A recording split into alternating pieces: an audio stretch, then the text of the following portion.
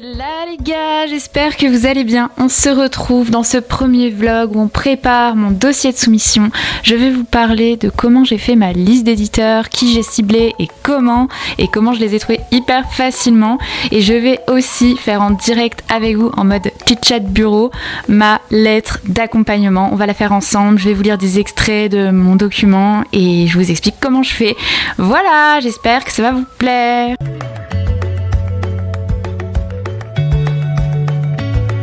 On est le 31 janvier, j'ai déjà revu ma cible d'éditeurs, donc j'ai à la fois repris des éditeurs que j'avais contactés et j'en ai ajouté de nouveaux. Donc sur tout ce qui est trouver des éditeurs adaptés à votre genre littéraire, à votre projet, je vous invite à aller voir ma chaîne, j'en parle déjà beaucoup.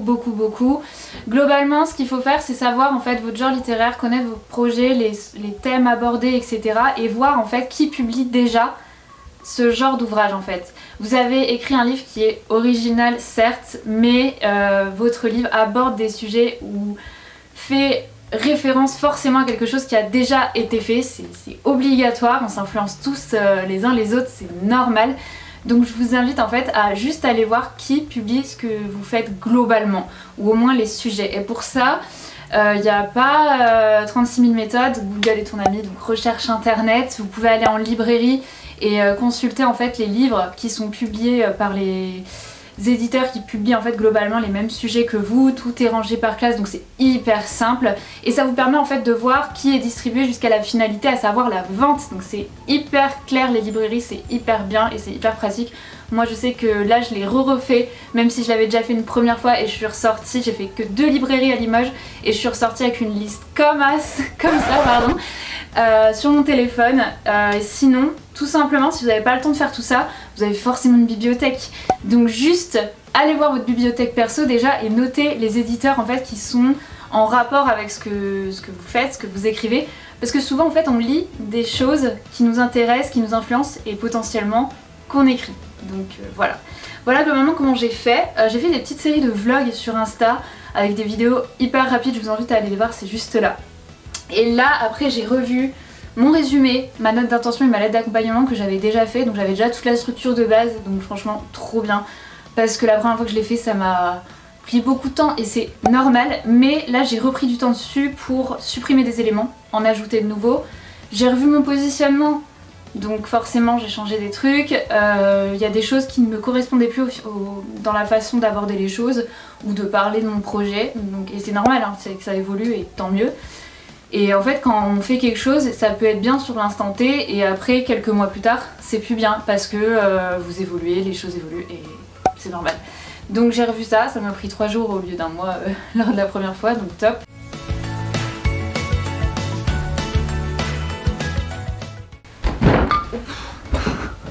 La brute. Donc la lettre d'accompagnement, là si vous voulez moi j'ai modifié certaines choses, notamment aussi parce que je me suis cultivée. Même si on sait des choses, qu'on donne des conseils, c'est bien aussi d'en recevoir et de se cultiver je pense. Je lis un livre de Bob Myers qui s'appelle Écrire un roman et se faire publier, et en fait il y a tout un conseil sur comment contacter les éditeurs et il met ses documents de soumission en fait. Donc il a mis des exemples de lettres, présentations, à savoir lettre d'accompagnement. Et du coup j'ai un peu regardé ce qu'il a fait et lui en fait il commence après chère madame par une question en fait qui résume l'idée globale de son roman en une phrase, et ça il en parle dans son roman. C'est une technique qui s'appelle la technique du et si, et je trouve ça vraiment intéressant parce que ça permet tout de suite de donner le ton. Et du coup moi j'ai rajouté cette idée là en commençant en fait madame monsieur, et si l'amour et la vérité valaient la peine d'être sauvés, jusqu'où iriez-vous? Et ensuite j'enchaîne sur une présentation très courte, un résumé très court en quelques lignes qui résume en fait mon histoire, et après en fait je développerai dans le synopsis qui est joint au mail, parce que là en fait c'est soit une lettre soit un mail. Et du coup par exemple là c'est: et si l'amour et la vérité valaient la peine d'être sauvés, jusqu'où iriez-vous? Nathaniel, jeune avocat d'affaires, part voyager en Nouvelle-Zélande suite au décès de son ex-petite amie Elana, dont il avoue être coupable.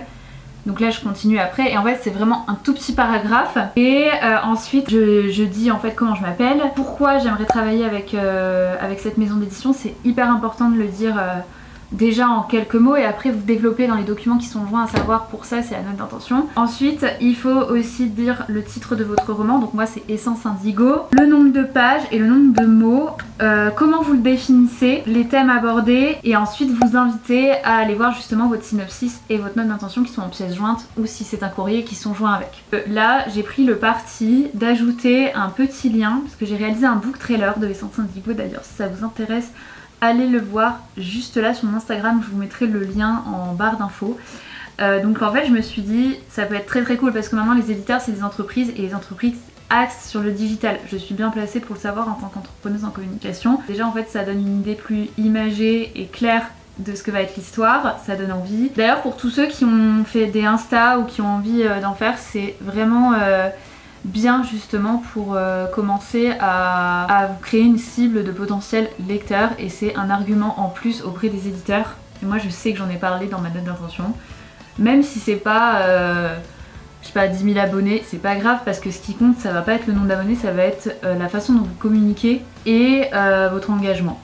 Et ensuite, donc du coup dernier paragraphe de cette lettre d'accompagnement, ça doit pas faire, attendez je vous dis, je vais vous dire directement combien de mots ça fait ma lettre d'accompagnement pour vous donner une idée. Ma lettre d'accompagnement elle fait 400 mots, donc ultra court. Si vous voulez ce serait trop bien, je vais faire je pense un article sur ma lettre d'accompagnement avant-après parce que il y a des choses qui reviennent évidemment mais il y a des choses qui n'ont plus rien à voir. Dans la première j'expliquais un peu mon rapport à l'écriture, comment ça avait commencé etc. Là pas du tout. Là en fait j'explique que j'ai déjà soumis Essence Indigo une première fois, que de cette soumission j'ai eu la chance d'avoir des retours expliqués de différentes maisons. D'ailleurs pour ceux que ça intéresse j'ai mis une vidéo sur ma chaîne, je vous invite à aller voir. Passionnée et déterminée, ouais je m'auto-congratule un peu. J'ai suivi le sens de ces échanges en prenant le temps de retravailler mon manuscrit à l'aide d'une bêta lectrice, correctrice et d'autres relecteurs. J'ai ainsi resserré mon texte tout en incluant de nouveaux éléments qui évoque le tome 2 en cours d'écriture. En fait là, moi je sais que par exemple lors de ma première soumission, je savais pas trop si j'allais faire un tome 2 ou comment ça allait se matérialiser et là, vu que c'est en cours d'écriture, c'est assez clair donc c'est aussi quelque chose à valoriser parce que ça montre en fait que c'est pas juste un one shot comme ça sort pas de nulle part, il y a quelque chose derrière et même si c'est un one shot, c'est pas grave, vous trouverez d'autres arguments. Et en fait après je clôt le mail en disant que justement j'ai ainsi été au bout de mon projet tout en essayant de me plier à vos attentes. Je ressens par vos publications et votre communication des valeurs qui nous sont communes telles que l'ouverture d'esprit, l'originalité et la créativité. Ça ces 3 mots je vais les personnaliser en fait en fonction de chaque éditeur que je vais contacter. Pourquoi faire ça parce que je pense que comme quand on cherche un taf et qu'on contacte des entreprises, on personnalise un minimum nos documents en fonction de l'entreprise. Justement pour montrer notre intérêt parce qu'on va pas forcément apporter les mêmes choses à chacune et elle va pas forcément nous apporter les mêmes choses donc du coup je personnalise. Donc voilà, parler des valeurs, un peu des traits communs que vous avez, ça renforce la raison pour laquelle vous les contactez et je clôt le mail. C'est aussi pour ces raisons que je crains une collaboration solide et bienveillante en attendant votre retour. Là c'est une formule de politesse, vous la formulez comme vous voulez. Je vous prie d'agréer mes sincères salutations et reste à votre entière disposition pour échanger. Au plaisir de vous lire, bien à vous Sarah Jouan. Pour résumer, la lettre d'accompagnement, quelque chose de court, quelque chose de percutant, qui vous met en valeur, qui met en valeur votre projet. Comme ça quand ils vont recevoir, ils vont tout de suite voir si ça colle ou pas et inviter à aller voir les documents qui sont avec. Petit conseil, là je relis ma lettre d'accompagnement. Déjà toujours se relire à voix haute, se laisser un peu de temps pour avoir du recul sur les docs parce qu'on y voit toujours plus clair. Autre petit conseil mais juste de mise en page, c'est justifier à chaque fois votre texte. Je vais juste passer en fait mon texte dans des correcteurs à la fois en ligne et sur Antidote. Antidote c'est un logiciel de correction qui est payant. Quoi qu'il en soit, les logiciels de correction ça fait pas tout. Et une fois que ce sera fait, en fait je vais demander à des personnes qui ont relu mon livre ou qui m'ont aidé là-dessus, si elles veulent bien relire mes documents de soumission pour avoir un avis extérieur et un œil neuf tout simplement. Je vous conseille de prendre des personnes qui sont intéressées par l'écriture, qui ont des capacités aussi là-dedans pour tout ce qui est faute, etc. Et même des personnes qui ont relu votre roman parce que du coup elles le connaissent super bien et elles vont pouvoir voir si vous en parlez bien, si vous oubliez rien et si elles sont du même avis que vous pour ce qui est des forces à mettre en avant en fait. Franchement, essayez de faire les choses du mieux que vous pouvez parce qu'il y a des gens qui vont s'en foutre, ça va être des détails, ils vont dire bon voilà je vais regarder, ça a l'air cool. Mais il y a des gens qui sont tellement pointilleux, ils reçoivent tellement de choses que juste un petit truc qui va les déranger, ils vont squeezer votre projet alors que ça se trouve ils l'auraient adoré.